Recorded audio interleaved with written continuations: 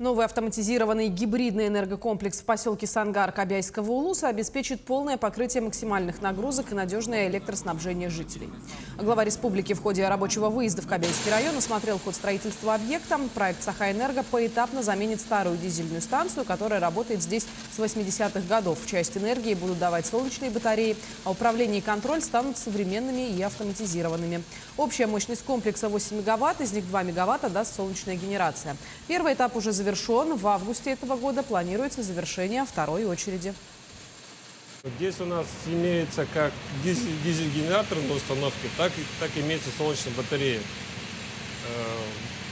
У нас общий порядка, сейчас полную мощность не могу точно сказать, но солнечная батарея у нас порядка 2 мегаватт занимает. То есть летом обеспечение при хорошем солнце будет полностью на солнечных батареях. По большей части диспетчеры. Наблюдаем, смотрим. Здесь система сама предупредит, сама сделает, подскажет, что надо делать. А на старой дизельной электростанции нам приходилось выходить, так сказать, руками выявлять, глазами смотреть.